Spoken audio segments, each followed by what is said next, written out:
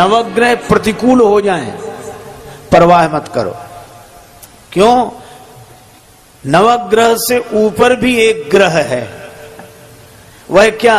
का नवग्रह से ऊपर है भगवान का अनुग्रह है। भगवान श्री कृष्ण भी यही कह रहे हैं कि कब तक जमुना जी की धारा में बहोगे, कब तक कामना कर्म फल भोग ये धारा निरंतर बहेगी। धारा में बहते जा रहे हो, धारा से लौट आओ। लेकिन धारा से हम लौटें कैसे? बह गए हैं धारा में। भगवान श्री कृष्ण कहते हैं कि धारा को उलट दो, लौट आओगे। धारा में न बहो, राधा राधा कह के मेरे पास आ जाओ।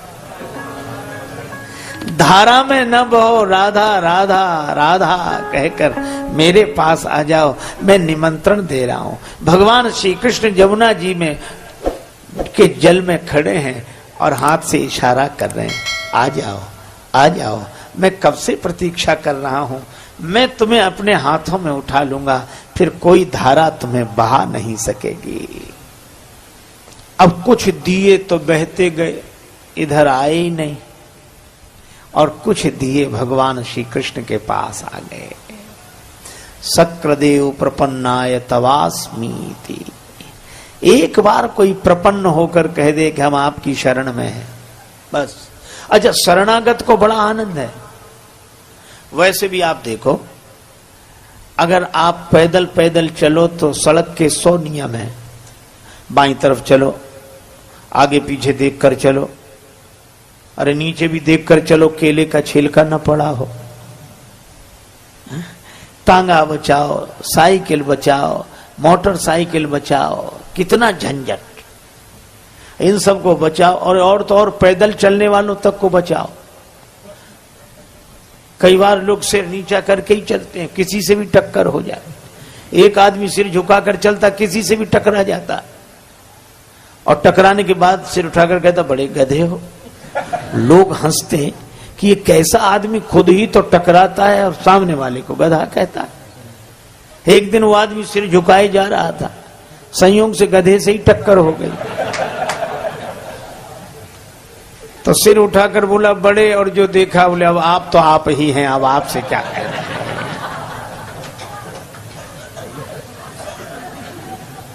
अरे इतनी समस्या, नीचे देखो तो देखो, ऊपर देखो। कुछ लोग बड़े विचित्र होते हैं। एक आदमी पैदल पैदल जा रहा था, दूसरा आदमी छत पर था, बिना देखे ही पीक चला दी, उस बेचारे के सिर पे गिरी। तो उसने हाथ जोड़कर कहा कि भाई साहब, नीचे देखकर नहीं थूक सकते। तो वो क्या बोला कि तुम ऊपर देखकर क्यों नहीं चलते। उसने कहा कि अच्छा ही है कि हम ऊपर देखकर नहीं चल रहे, ने सिर का स्थान मुंह ही होता तो कितने झंझट। आप एक काम करो, इन सब झंझटों से मुक्ति हो जाएगी। केवल एक काम करो, क्या?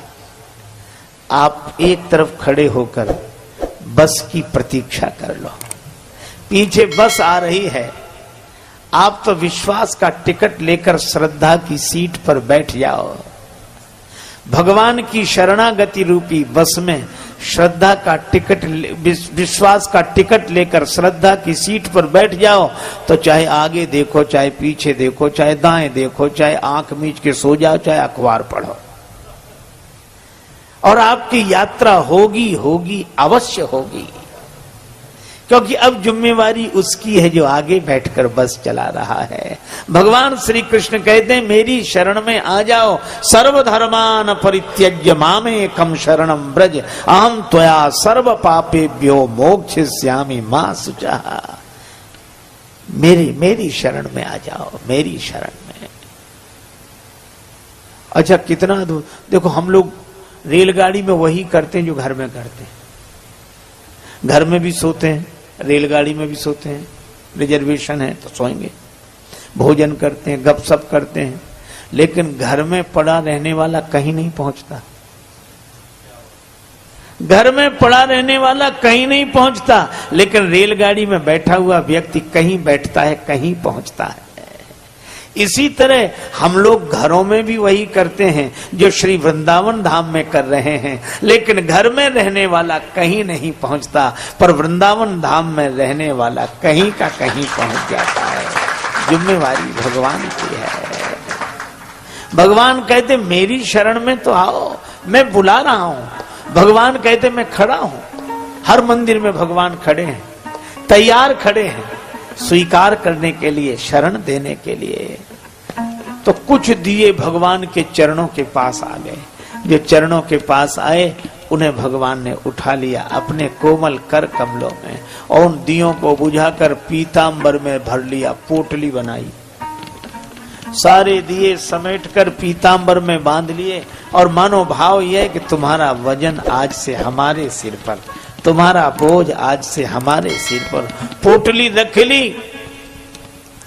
मैया यशोदा ने प्रणाम किया, आंख खोली, कन्हैया प्रणाम कर। श्री कृष्ण ने प्रणाम किया। मैया बोली चलें अब? कन्हैया बोले हाँ मैया चलो, और पोटली संभाली श्री कृष्ण ने। मैया बोली इस पोटली में क्या है?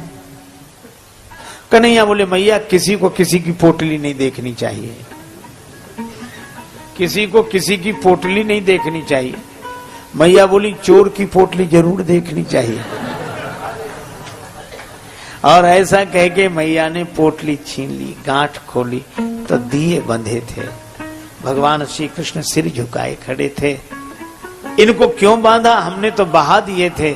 श्री कृष्ण ने कहा कि मैया लोग यही करते हैं, कर्म की धारा में बहाकर जीव को छोड़ देते हैं।